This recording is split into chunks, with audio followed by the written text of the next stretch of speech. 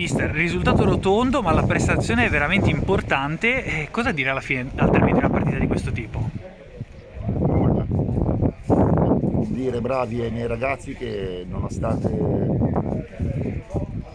abbiano incontrato un avversario sicuramente voglioso di dare tutto il loro meglio, hanno tenuto botta per tutta la partita, cercando di adattarsi anche il più velocemente possibile al campo, che per noi è un campo bellissimo, ma è un campo a cui non siamo abituati. Secondo me ha fatto una buona partita, insomma, il risultato sicuramente ci penalizza troppo, peccato perché almeno un gol potevamo fare. Il terzo gol abbiamo preso direttamente sul calcio d'angolo per una folata di vento che ha preso di controtempo il nostro portiere, 2002, quindi ci sta che magari certe situazioni non si è abituati a leggerle con grande rapidità, è rimasto proprio. Però insomma oggi Riva Samba ha fatto ancora una volta vedere che se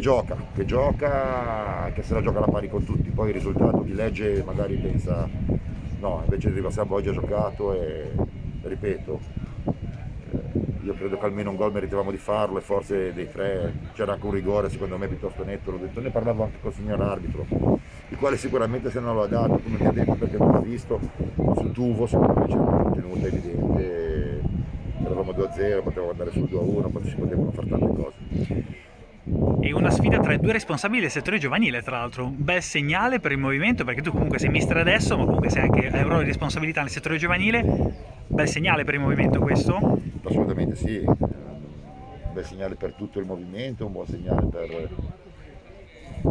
perché comunque secondo me la strada da percorrere è questa, puntare sui nostri ragazzi del vivaio, chiaramente per certe categorie come queste poi servono anche qualche giocatore d'esperienza, ma i giovani sono quelli che poi li portano avanti, abbattono le spese e quando sono di qualità come sono quelli che abbiamo noi, perché ci siamo cresciuti bene evidentemente, sono stati bravi di quelli che c'erano anche prima di me, e poi sono delle soddisfazioni. Anche una partita come questa per noi, ora c'è un po' di rammarico, chiaro che sinceramente non posso essere contento, però